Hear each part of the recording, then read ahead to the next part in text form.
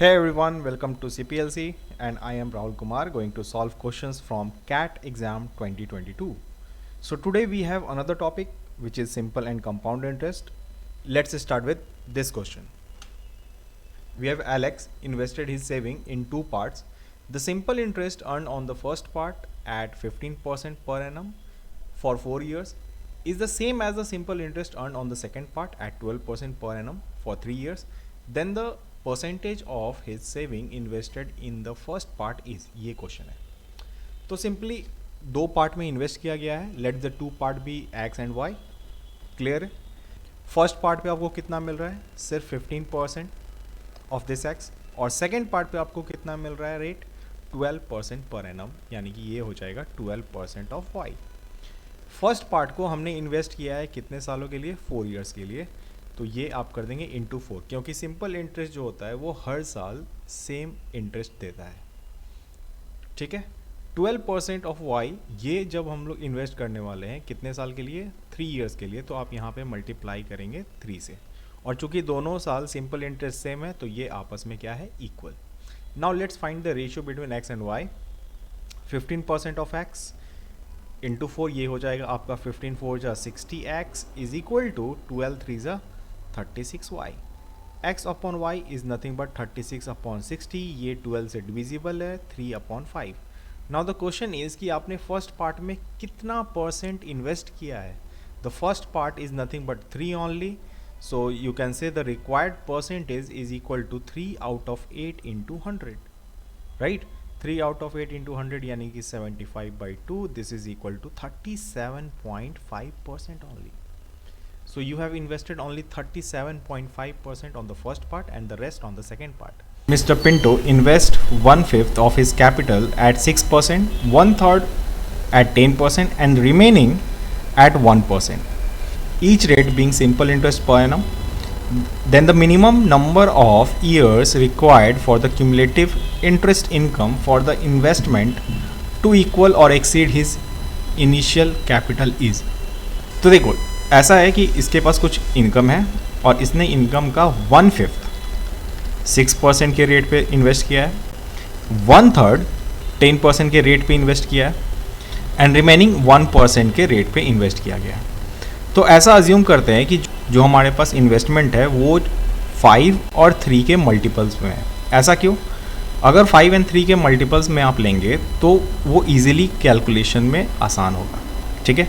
तो हम ऐसा अज्यूम करने वाले हैं कि हमारा जो इन्वेस्टमेंट है वो है टोटल इन दोनों का मल्टीपल, यानी कि आप इन दोनों का एलसीएम भी ले सकते हैं. 5 और 3 का एलसीएम 15. ठीक है. तो लेट्स अज्यूम कि हमारे पास टोटल जो इन्वेस्टमेंट है वो है 15x. अब 1/5 आप करेंगे, 1/5 करेंगे तो ये मिलेगा 3x.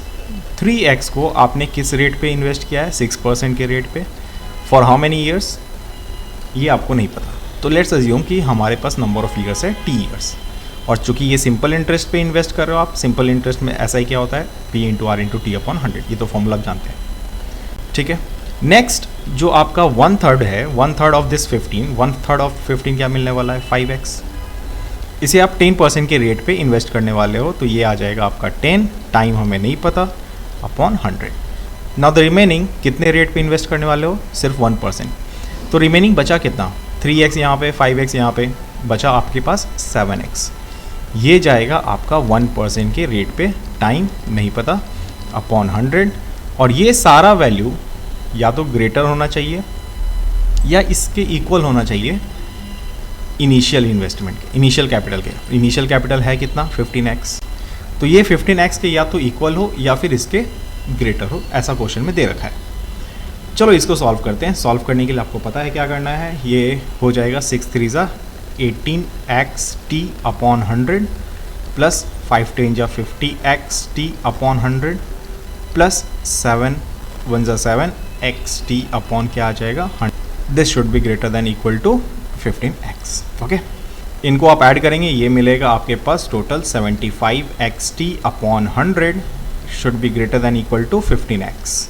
x to x cancel, 15 and 75 5 times में. Now t should be greater than 100 upon 5, यानी कि ये ग्रेटर होना चाहिए किससे? 20 से.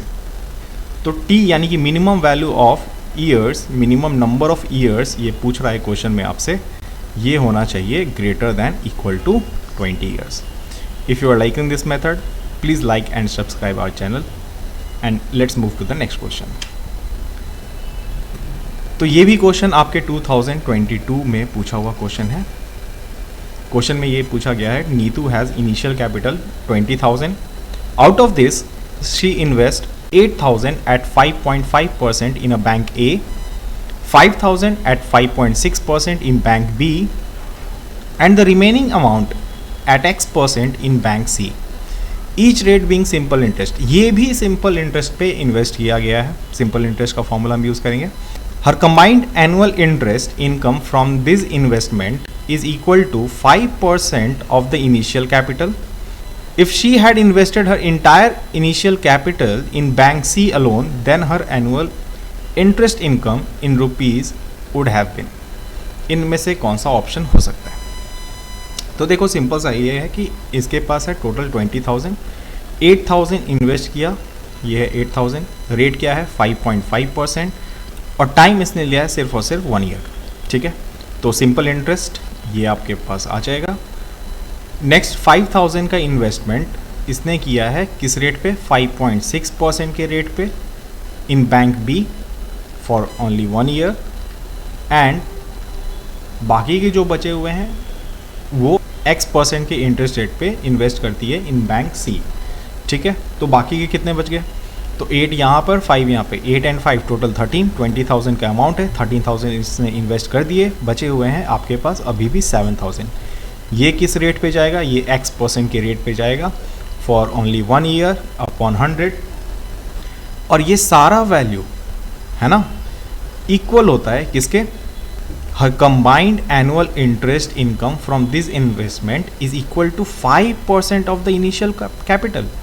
ये सारा वैल्यू 5% के इक्वल है किसके, कैपिटल. 5% ऑफ कैपिटल, कैपिटल यानी कितना है, टोटल इनिशियल वैल्यू 20,000. ठीक है, अब इसे सॉल्व करना है. चलो सॉल्व करते हैं. 0 0 कैंसिल, मल्टीप्लाई करेंगे 0 भी कैंसिल हो जाएगा. 55 इंटू 8 ये आ जाएगा 440, प्लस अगेन 0 0 कैंसिल, 5.6 इंटू 5 ये आपके पास आ जाएगा 280, प्लस अगेन 0 0 कैंसिल, ये हो जाएगा आपके पास 70x is equal to 5% of 20,000, ये आपके पास आने वाला है ओनली 1,000 रुपीज़. ठीक है, अब इसे सॉल्व करते हैं. ये हो गया 70x is equal to 1,000 minus 280 plus 440 is equal to 720.